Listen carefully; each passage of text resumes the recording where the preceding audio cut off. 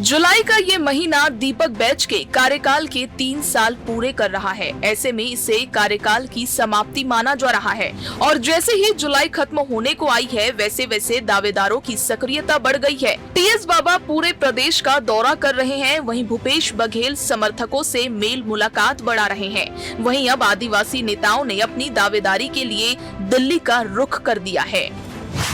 दिल्ली जाने वाले प्रमुख नेताओं में अमरजीत भगत, कवासी लखमा, जनक ध्रुव दिल्ली पहुंच चुके हैं। वहीं फूलो देवी नेताम राज्यसभा सत्र के चलते दिल्ली में पहले से मौजूद है।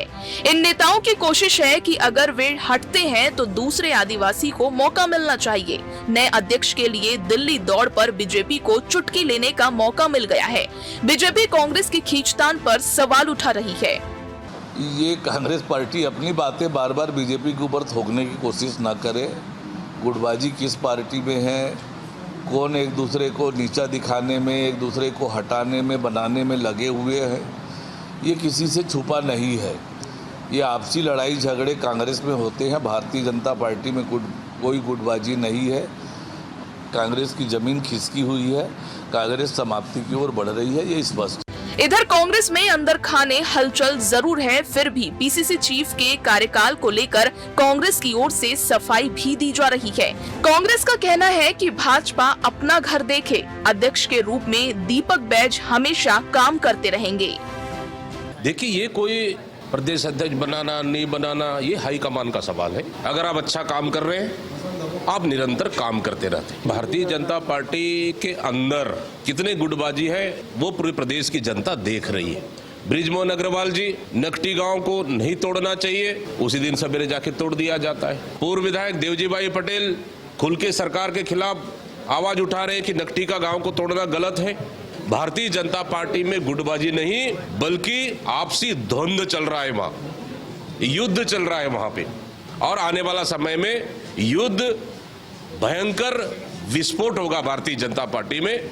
ये मोदी और अमित शाह भी उसको नहीं संभाल पाएंगे। दीपक बैच के कार्यकाल में जिला और ब्लॉक की कमेटियां बन गई है, पर नई कार्यकारिणी टीम का इंतजार है। ऐसे में उनके अध्यक्ष कार्यकाल को लेकर संशय ने दावेदारों के बीच होड़ पैदा कर दी है। बताया जा रहा है कि प्रदेश प्रभारी पायलट भी बदलने वाले हैं, जिनके बाद में प्रभारी के साथ नए अध्यक्ष की नियुक्ति हो सकती है। और यही वजह है कि कांग्रेस में इस समय अध्यक्ष पद को लेकर सस्पेंस कायम है। Bureau report, TV 24।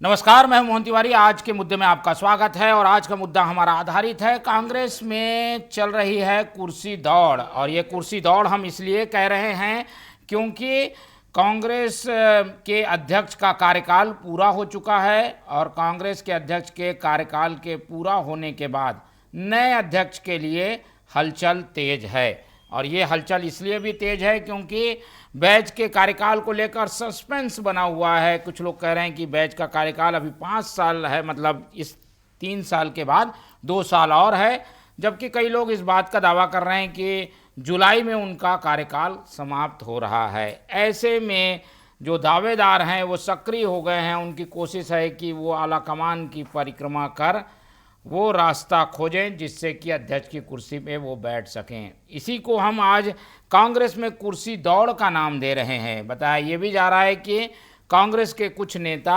दिल्ली पहुंच चुके हैं, जिसमें ज़्यादातर आदिवासी नेता हैं, जिसमें कवासी लखमा हैं, अमरजीत भगत है, जनक ध्रुव है, और ये सारे लोग लॉबिंग कर रहे हैं आदिवासी अध्यक्ष के लिए, यानी बैच हटते हैं तो नया आदिवासी अध्यक्ष बने। और इन सब के बीच एक सर्वमान्य नाम टीएस सिंहदेव का भी तेजी से चल रहा है। ऐसे में जो ये कांग्रेस की कुर्सी दौड़ है उसी पर आज चर्चा करेंगे। पहले मिल लेते हैं उन मेहमानों से जो इस चर्चा में हमारे साथ रहेंगे। हम बहुत स्वागत करेंगे। हमारे साथ मौजूद हैं इस पूरे मामले में राजनीतिक विश्लेषण शेयर करने के लिए वरिष्ठ पत्रकार और राजनीतिक विश्लेषक अनिल चौबे जी, बहुत स्वागत है आपका। कांग्रेस का पक्ष रखने के लिए हमारे साथ मौजूद हैं कांग्रेस के मुख्य प्रवक्ता अमित श्रीवास्तव जी, बहुत स्वागत करेंगे आपका। और बीजेपी का पक्ष रखेंगे बीजेपी के तेज तर्रार नेता और प्रवक्ता राजू चक्रवर्ती जी, बहुत स्वागत है आपका। तीनों मेहमान हमारे साथ बने हुए हैं। मामला हालांकि कांग्रेस का है और कांग्रेस के प्रवक्ता हमसे अभी जुड़े नहीं हैं, जुड़ने की हम कोशिश कर रहे हैं। अमित श्रीवास्तव से हम जुड़ रहे हैं, तो सीधे शुरुआत उन्हीं से करेंगे। अमित जी, क्या कांग्रेस अध्यक्ष का कार्यकाल पूरा हो गया है? और जैसे ही ये बात पता चली है, कई दावेदार दिल्ली पहुंच गए हैं, ये भी पता चल रहा है। क्या माने, अध्यक्ष की पद को लेकर अभी संशय है या फिर माने कि अभी तो यही चलाएंगे, ये बने रहेंगे? देखिए मोहन जी, मैं आपको एक बात बताना चाहता हूं। मैं कुछ अखबारों के आज पढ़ रहा था, लेकिन आज आपको बता दूं कि हमारे राष्ट्रीय अध्यक्ष खड़गे जी का जन्मदिन है, तो बहुत से नेता उनको बधाई देने गए हैं। दूसरा, आज शाम के हमारे पीएम आवास के बाहर प्रदर्शन भी था, तो उसमें भी बहुत सारे नेता गए। और अभी मैं लाइव आपसे डिबेट करते करते सामने टीवी में देख भी रहा हूं कि हमारे छत्तीसगढ़ के बहुत से नेता, पूर्व मंत्री, पूर्व मुख्यमंत्री, कई विधायक, सब उस धरने में शामिल हैं, जिसमें नीट में जो 25 बच्चों का देहांत हो गया था, दुखद देहांत हो गया था। तो सारे लोग दिल्ली में इसीलिए हैं। लेकिन अब कहते ना, कयासों का बाजार तो है कि लोग अब लिखना है, चलाना है, ठीक है, लेकिन मुझे लगता है कि अभी ऐसा कुछ भी नहीं है। और होगा तो विश्वास रखिए, सबसे पहले मीडिया के माध्यम से आप लोगों को सबसे पहले जानकारी होगी, क्योंकि आप लोग बहुत वरिष्ठ पत्रकार हैं। तो मुझे ऐसा लगता है अभी ऐसा कुछ भी नहीं है। लेकिन ठीक है, राजनीति में हर व्यक्ति जब राजनीति में रहता है तो उसकी इच्छा, आकांक्षाएं, उम्मीद तो रहती है, और होना भी चाहिए निश्चित तौर पे। चाहे वो कोई भी कार्यकर्ता हो, छोटा कार्यकर्ता हो, बड़ा कार्यकर्ता हो, क्योंकि उसे लगता है कि मैं अगर आगे बढ़ूं, क्योंकि मैं लंबे समय तक काम कर रहा हूं, तो मुझे लगता है वो कोई गलत भी नहीं है। ठीक है, तो ये कुछ लोग कह रहे थे कि कार्यकाल बढ़ चुका है, अब अध्यक्ष 5 साल के लिए होता है, लेकिन एक फ्रेम ऐसा बना हुआ है सबके दिमाग में कि 3 साल रहता है, उसके बाद कांग्रेस बदलती है। इस पर संशय है, क्या सच्चाई है इसमें? देखिए, ये तो शुद्ध रूप से कार्यकर्ताओं की इच्छा पर निर्भर करता है, हाईकमान की इच्छा पर निर्भर करता है। लेकिन मैं फिर आपको एक चीज की बड़ी जिम्मेदारी के साथ स्पष्ट कर दूंगा कि जो भी बनेगा मोहन जी, वो छत्तीसगढ़ कांग्रेस के कार्यकर्ताओं की पसंद होगा। भैया का कार्यकाल अगर आगे बढ़ता है तो निश्चित तौर पे, या मैं आपके माध्यम से कहना चाहता हूं कि पहले भी और आगे भी कभी भी कांग्रेस से कम पर्ची से अध्यक्ष नहीं बनेगा। ठीक है, चलिए, ये कांग्रेस का अपना लुकआउट है और बीजेपी जरूर सवाल उठा रही है, लेकिन कांग्रेस इस मामले में अपने पत्ते भी नहीं खोलना चाहती और हर कुछ सारी चीज़ें आला कमान की ओर मोड़ कर चल रही है, और ये कांग्रेस में परंपरा भी है। बीजेपी की भी प्रतिक्रिया सुन लेते हैं। घर का मामला कांग्रेस का है, लेकिन बीजेपी ने उचक कर बयान दे दिया है। राजू चक्रवर्ती जी, क्या लग रहा है, दीपक बैज हटेंगे तो कोई और आ जाएगा? चुनौती वैसी ही रहेगी आप लोग के सामने? कांग्रेस में कुर्सी का खेल है, कुर्सी की दौड़ है, और दूसरी बात है अपनी अपनी ढपली, अपना अपना राग चल रहा है। जैसे कि कांग्रेस की रीति नीति है, कांग्रेस पार्टी की जो अपना एक, ये हालांकि उनका अपना एजेंडा है, लेकिन जो रीति नीति है और जो उनकी जो परंपरा रही है कि बहुत सूत और कपास और धमाधम, तो देखिए उनका आंतरिक मामला है। लेकिन ऐसा दिखता है जो पहले से भी रहा है कि जो अगर थोड़ा सा हम करेंगे कि जोगी जी ने यादव साहब को बनाया था, फिर वो यादव साहब चले गए, कोई आते गए जाते गए, उतना दमदारी से काम नहीं कर पाए, और 15 वर्ष तक कांग्रेस को विपक्ष में बैठना पड़ा, और अभी भी कांग्रेस पार्टी विपक्ष में है। और इस बीच मुझे वो बात भी ध्यान है कि धनेन्द्र साहू जी कार्यकारी अध्यक्ष बने, फिर चरणदास महंत जी कार्यकारी अध्यक्ष बने, फिर 1-2 अध्यक्ष बदलते गए 6-6 महीने में। तो देखिए, ये अध्यक्ष बनाने को लेकर बड़ा संघर्ष है, कांग्रेस के अंदर वर्ग संघर्ष है, क्योंकि इधर फूलो देवी नेताम जी भी चाह रही हैं, और उनको भी आकांक्षाएं जगाई गई कि आप महिला हैं, और चूंकि भारतीय जनता पार्टी 33% आरक्षण जो सदन में लेकर आने वाली है महिलाओं के लिए, तो महिलाओं के वोट खींचने के लिए स्वाभाविक रूप से उनकी दावेदारी है। और देखिए, कांग्रेस में एक तंत्र तो रहता है, चौधराहट रहती है। तो चूंकि भूपेश बघेल जी 5 वर्ष तक मुख्यमंत्री थी, तो उनकी एक अपनी जागीरदारी है कि हमने सरकार को लाया था, हम बनेंगे या हमारे लोग बनेंगे। हालांकि देखिए हमारे लिए तो बहुत अच्छे शुभ साबित हुए आदरणीय दीपक बैज जी। विधानसभा चुनाव में उनके नेतृत्व में कांग्रेस हारी, लोकसभा उनके नेतृत्व में कांग्रेस पार्टी हारी, नगरीय निकाय चुनाव उनके नेतृत्व में हारी, पंचायत चुनाव उनके नेतृत्व में हारी। उसके बाद तमाम जो दूसरे भी उपचुनाव हुए उसमें भी दीपक बैज जी का नेतृत्व ऐसा रहा जैसे राहुल गांधी जी का नेतृत्व रहा, वैसे दीपक बैज जी का नेतृत्व रहा। यानी दोनों में कांग्रेस पार्टी सिफर रही, दोनों का ऐसा ही है। लेकिन जो भी आ जाए हमारा कैडर तैयार है। और अभी तो देखिए अभी तो काफी समय है, लेकिन कांग्रेस पार्टी में ये दिखता है कि दलितों को और आदिवासियों को थोड़ा सा पीछे धकेल दिया जाता है और जो जागीरदारी है वो ज्यादा रहती है। अब देखते हैं जागीरदारी जीतती है कि जो सही मायने में या जो बनने वाले हैं, जो आदिवासी नेतृत्व है, उनको बनाया जाता है। लेकिन कोई भी हो, भारतीय जनता पार्टी तो हमेशा मुकाबले के लिए तैयार है। ठीक है, चलिए कोई भी आए, भाजपा तैयार है और तीनों बड़े चेहरे हैं, तो सबको समान मानकर बीजेपी चल रही है। लेकिन हो क्या रहा है अंदर, खाने क्या चल रहा है और इस खबर में कितना दम है, वो हम समझते हैं अनिल चौबे जी से। अनिल जी, कांग्रेस में अध्यक्ष के परिवर्तन की कितनी संभावना है? ऐसे समय में कांग्रेस के लिए सूटेबल भी है, अभी चुनाव भी नहीं है, जो भी बनेगा उसको काम करने का मौका, समझने का मौका भी पर्याप्त मिल जाएगा, या फिर कांग्रेस आखिरी समय में कोई दांव खेलेगी आखिरी साल में? ऐसा लगता है आपको? क्या होगा, दीपक बैज बने रहेंगे या हटेंगे?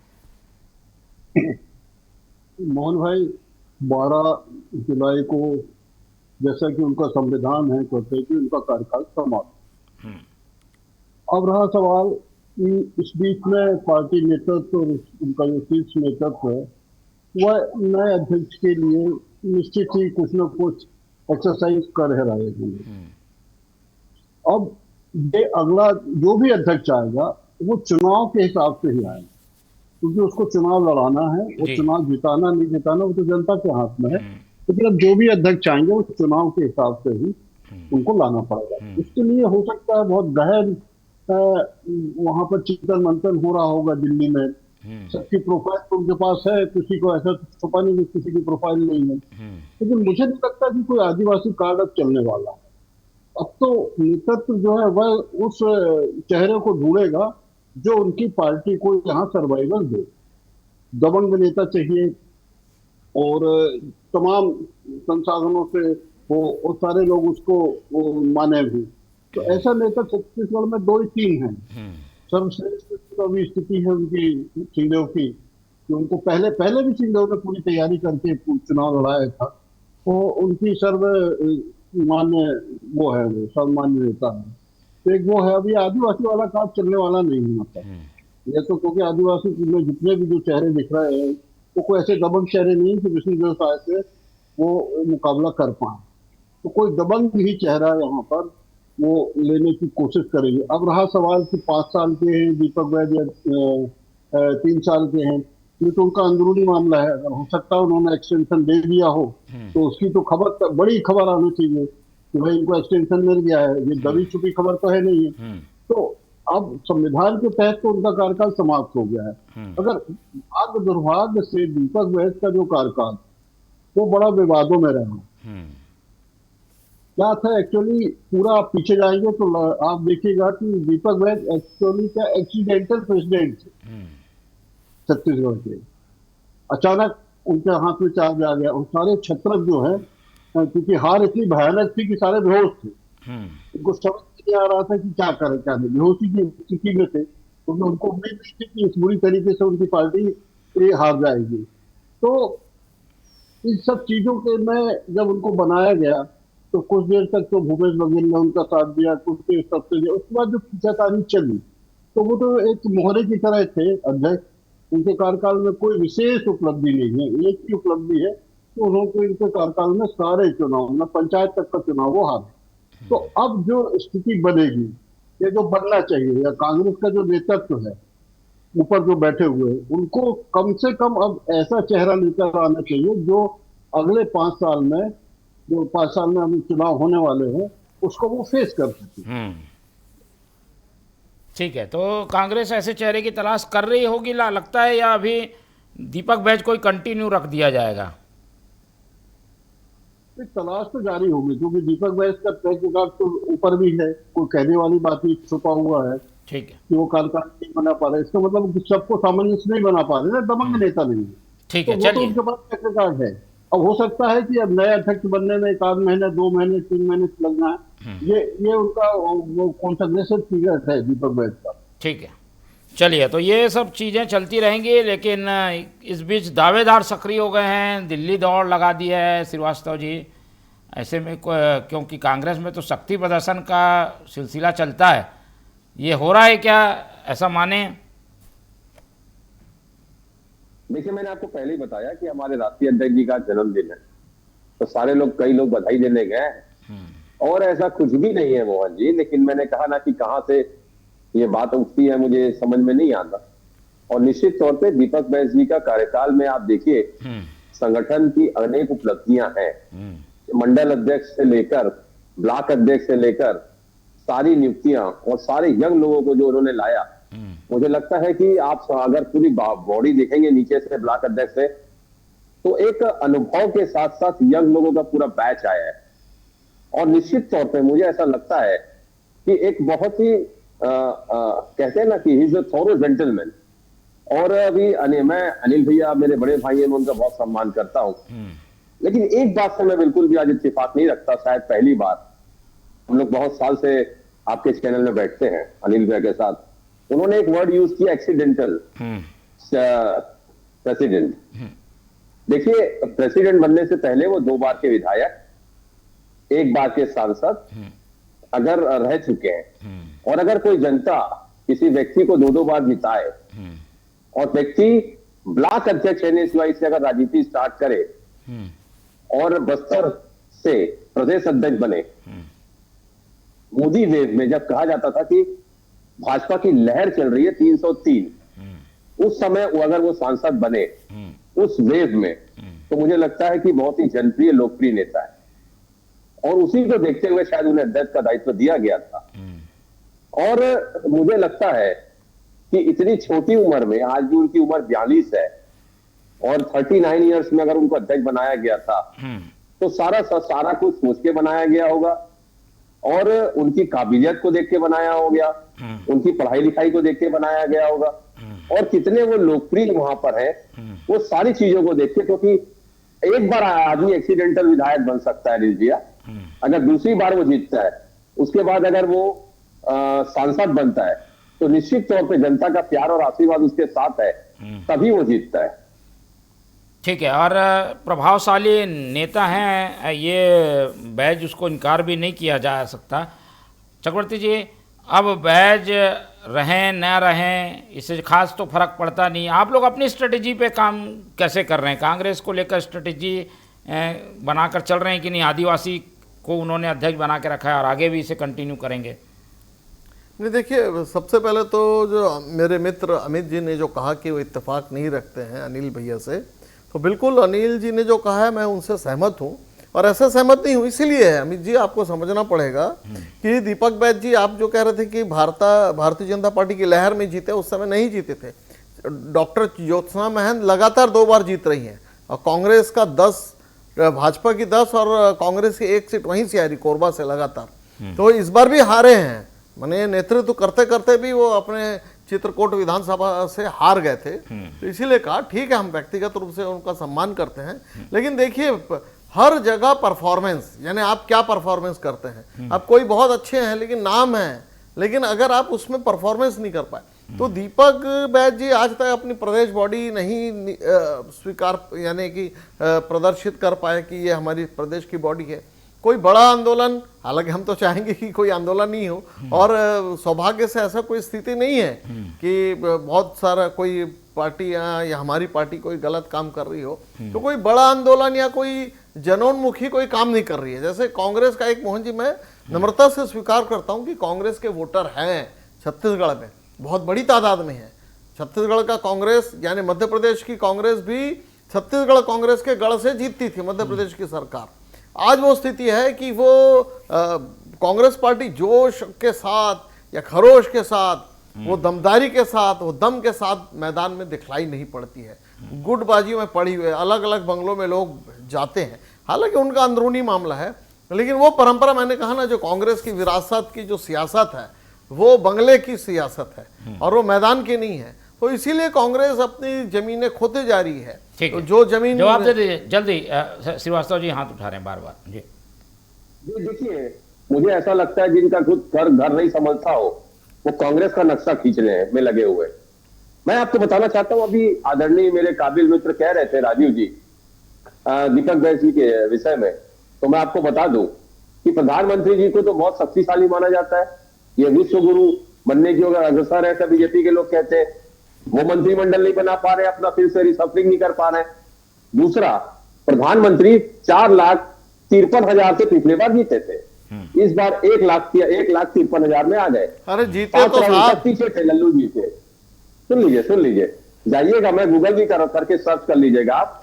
लल्लू जी ने अभी हम गूगल के भरोसे नहीं है, हम दुनिया के भरोसे। सुन लीजिए, अगर आप चलिए, जीत तो जीत होती है, जनादेश तो जीत जो जनादेश पर तय होती है ना, कम या ज्यादा से नहीं।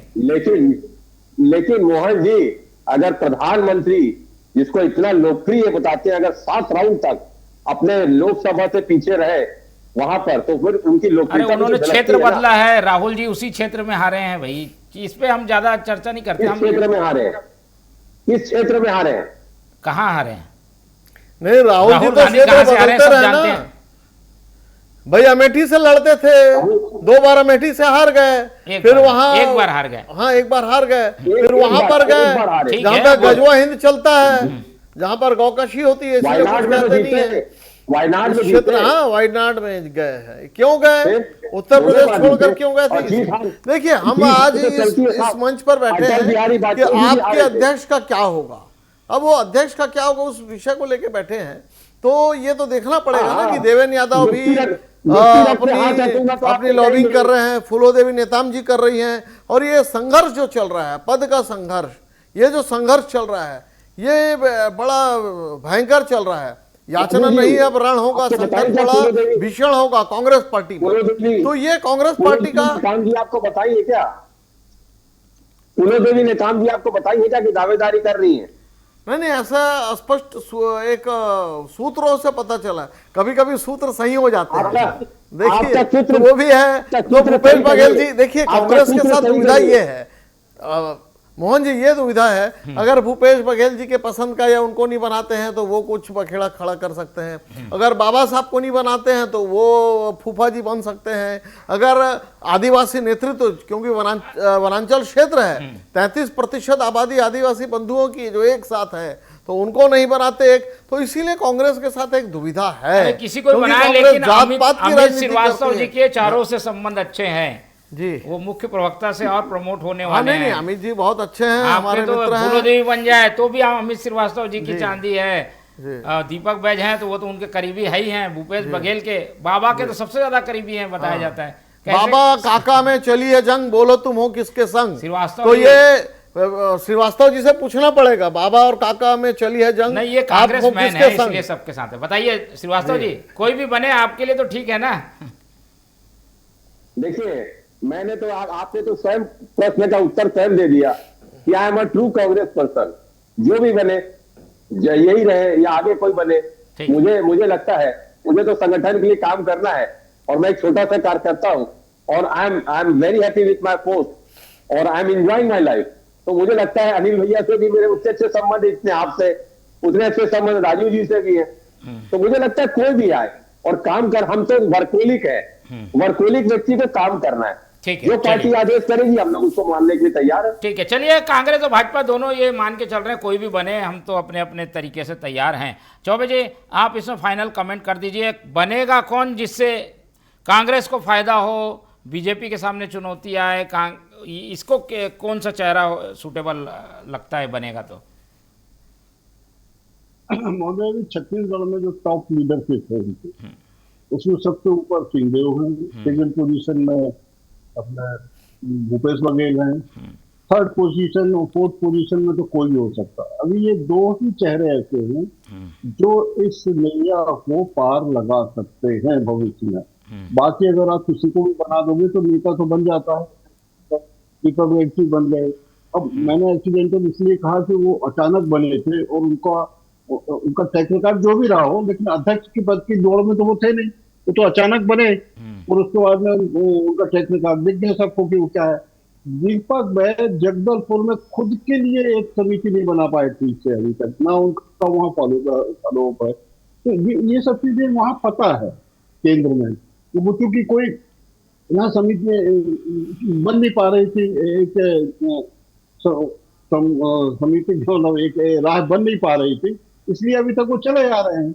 अब स्थिति ऐसी हो गई है कि अगर उन्होंने अभी एकदम से नहीं बदला जाएगा, लेकिन अभी 2-3 महीने में निश्चित ही यहाँ का नेतृत्व बदला जाएगा।